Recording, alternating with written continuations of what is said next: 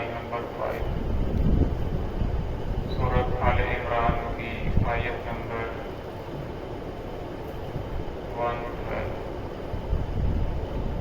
اعوذ باللہ من الشیطان الرجیم، بسم اللہ الرحمن الرحیم۔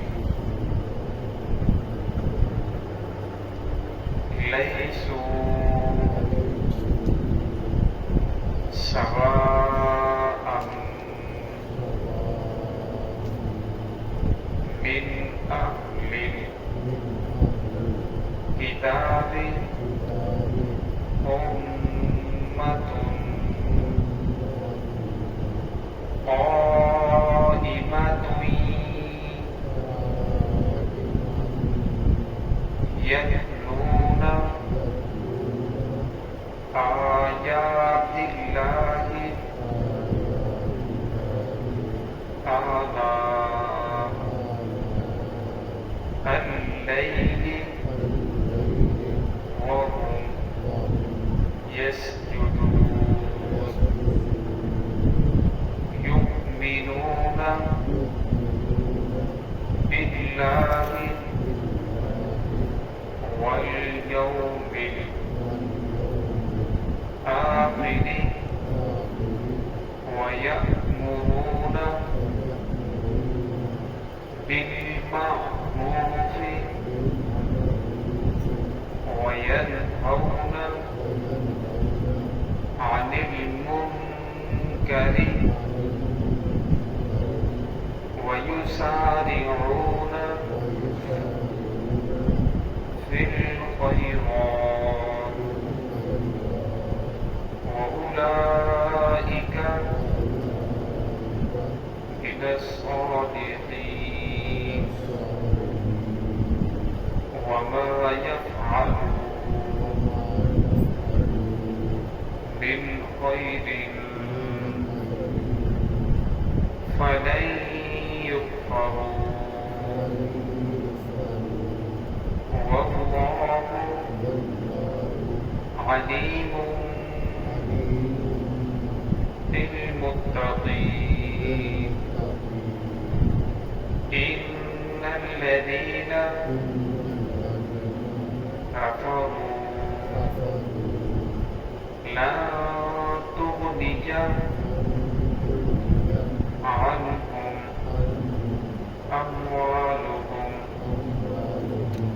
ولا أولادهم من الله شيئا، وأولئك أصحاب النار هم فيها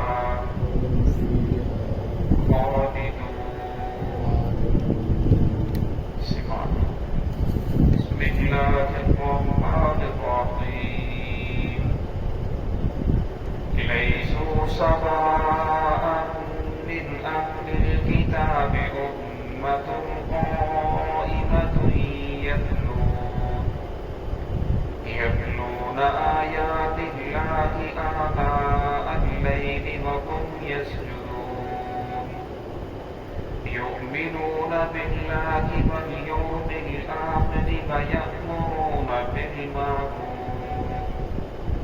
بالمعروف وینہون عن المنکر ویسارعون فی الخیرات وأولئک من الصادقین، وما يفعلوا من خير فلن يكفروا، والله عليم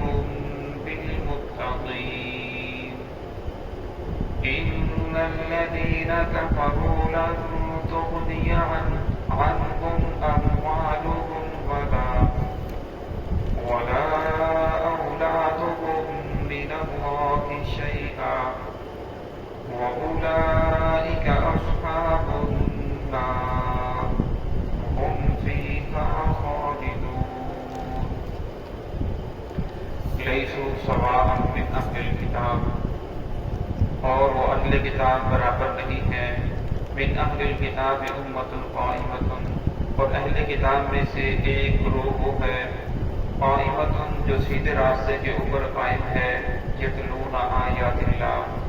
تلاوت کرتے ہیں اللہ رب العزت کی آیات کی، آناء اللیل، رات کے اوقات میں، وہم یسجدون، اور وہ سجدہ کرنے والے ہیں، یؤمنون باللہ، ایمان لاتے ہیں اللہ رب العزت پر، والیوم الآخر، اور آخرت کے دن پر، ویأمرون، اور وہ حکم کرتے ہیں بالمعروف، نیکی کا، وینہون، اور وہ منع کرتے ہیں عن المنکر، بری باتوں سے، ویسارعون، اور وہ جلدی کرنے والے ہیں فی الخیرات، نیکیوں کے اندر،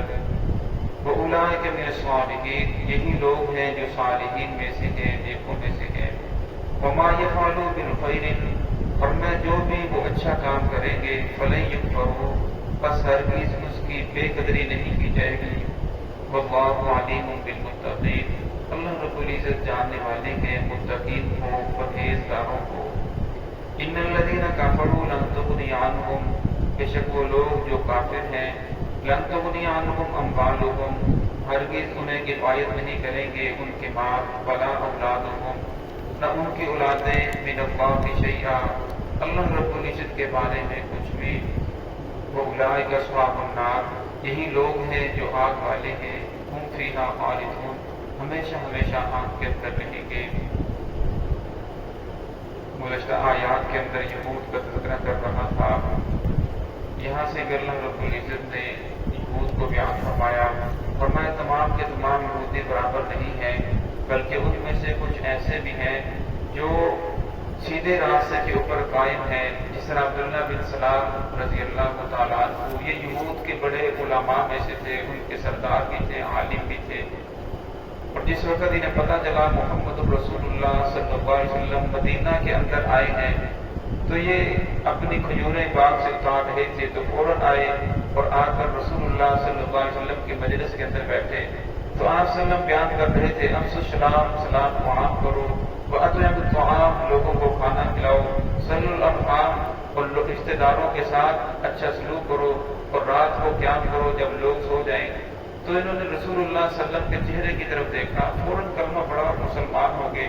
کیونکہ تورات کے عالم تھے، اور تورات کے اندر یہ ساری باتیں موجود تھی جو نبی آخر الزمان آئے گا اس کی یہ نشانیاں ہوں گی، اور اس کے باپ کا نام یہ ہوگا، والدہ کا نام یہ ہوگا، یہ ساری چیزیں جب اس نے دیکھی تو فوراً کلمہ پڑھا اور مسلمان ہو گئے۔ اور سیدھے راستے کے اوپر قائم سے مراد یہ بھی ہے کہ ان کے پاس ایک آدمی نے 1200 اوقیاں چاندی رکھی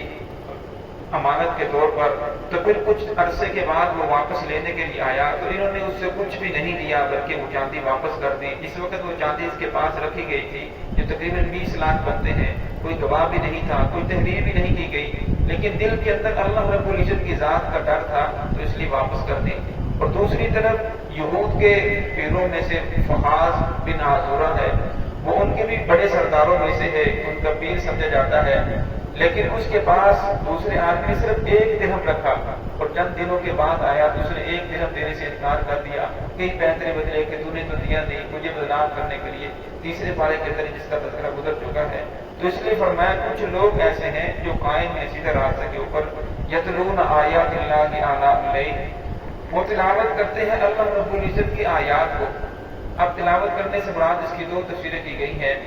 ایک تفسیر اس کی یہ کی گئی کہ قرآن پاک نازل ہونے سے پہلے جو تورات تھی، انجیل تھی، وہ حق تھی، ان کی تلاوت کرتے تھے، اور دوسری تفسیر یہ کی گئی کہ نہیں بلکہ ایمان لانے کے بعد قرآن پاک کی جو تلاوت وہ بہت زیادہ کثرت سے کرتے تھے، اس لیے اللہ رب العزت اس کا خاص تذکرہ فرمایا آناء اللیل، اور پھر رات کے وقت وہم یسجدون، اور وہ سجدہ کرنے والے ہیں، یعنی تہجد کی نماز پڑھنے والے ہیں۔ تہجد کی نماز کے بہت زیادہ فوائد ہیں، انسان کو کوشش کرنی چاہیے۔ رسول اللہ صلی اللہ علیہ وسلم نے فرمایا اگر مجھے اپنی امت کا خوف نہ ہوتا تو میں اپنی امت کے اوپر فرض قرار دے دیتا تہجد کی نماز کو۔ فرمایا جب تہجد کا وقت ہوتا ہے اللہ رب العزت کی طرف سے یہ فرشتہ ندا لگاتا ہے، حل من مستغفرین، ہے کوئی چاہنے مغفرت چاہنے والا، حل من مسترزقین، ہے کوئی رزق چاہنے والا، تو ہے فلاں فلاں، کسی کو فلاں پریشانی ہو، کوئی بیمار ہو، تو فرشتہ یہ بار بار ندا لگاتا ہے کوئی پریشان، اللہ رب اس کی پریشانی کو دور کر دیں۔ تو اس لیے انسان کوشش کرے 2 4 8 جتنی رکعتیں آسانی سے پڑھ سکے، اور اس کے اندر اصل کے اندر جو ہے تہجد کے اندر قرآن پاک کی تلاوت زیادہ سے زیادہ کی جائے۔ اور پھر آگے فرمایا جو اہل کتاب ہیں، جو اچھے ہیں، یؤمنون باللہ، وہ ایمان لاتے ہیں اللہ رب العزت پر، والیوم الآخر، اور فرمایا وہ حکم کرتے ہیں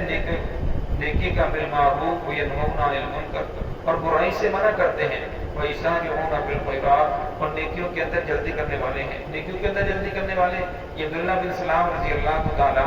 اس وقت کھجوریں اتار رہے تھے تو فوراً ان کو چھوڑا، رسول اللہ صلی اللہ علیہ وسلم کی خدمت کے اندر حاضر ہوئے اور کلمہ پڑھ کر مسلمان ہو گئے۔ اور جب یہ کلمہ پڑھ کر مسلمان ہوئے تو رسول اللہ صلی اللہ علیہ وسلم نے کے پاس بیٹھے ہوئے تھے، یہود کو پتہ چلا کہ ہمارا جو عالم ہے، سردار ہے ہمارے، وہ رسول اللہ صلی اللہ علیہ وسلم کے پاس گئے ہیں۔ تو یہود کا ایک اور وفد آیا، رسول صلی اللہ علیہ وسلم نے دیکھا کہ وہ وفد آ رہا ہے، تو آپ صلی اللہ علیہ وسلم نے فرمایا اے عبداللہ، میں آپ کی وجہ سے ان لوگوں کو دعوت دوں کہ آپ پہ جو عالم ہے، جو امام ہے، وہ تو ایمان لا چکے ہیں، تم بھی ایمان لے آؤ۔ وہ کہنے لگے یا رسول اللہ بالکل، لیکن میں یہاں سے اٹھ کر پردے کی اوٹ کے اندر چلا جاتا ہوں۔ تو یہاں سے اٹھے، جو سائڈ میں پردہ لگا وہ تک پیچھے چلے گئے۔ جب یہود کا وہ وفد آیا تو رسول اللہ صلی اللہ علیہ وسلم نے پوچھا کہ تم میں عبداللہ بن سلام کیسا آدمی ہے؟ تو کہنے لگے وہ سب سے افضل ہے، سب سے افضل کا بیٹا ہے، ہمارا سردار ہے، سردار کا بیٹا ہے، اور سب سے بڑا عالم ہے، اور سب سے بڑے عالم کا بیٹا ہے، اور سب سے زیادہ اچھا ہے، اور سب سے اچھے کا بیٹا ہے۔ تو آپ صلی اللہ علیہ وسلم نے پوچھا اگر وہ اسلام قبول کر لے تو تمہاری کیا رائے ہے؟ تو کہنے لگے نعوذ باللہ، وہ کیسے اسلام قبول کر سکتا ہے، وہ کیسے اپنے دین سے بچ سکتا ہے؟ تو عبداللہ بن سلام رضی اللہ تعالیٰ پردے کے پیچھے سے باہر آئے اور کلمہ پڑھا اشہد ان لا الہ الا اللہ وحدہ لا شریک لہ واشہد ان محمدا عبدہ ورسولہ۔ تو پھر وہی لوگ جو پہلے کہنے لگے تھے کہ یہ ہم سے افضل ہے اور افضل کا بیٹا ہے، پھر وہی کہنے لگے شرنا، یہ ہم سے سب سے زیادہ بڑا شریر ہے اور سب سے بڑے شریر کا بیٹا ہے، اور اٹھ کر چلے گئے۔ ان لوگوں نے اسلام قبول نہیں کیا۔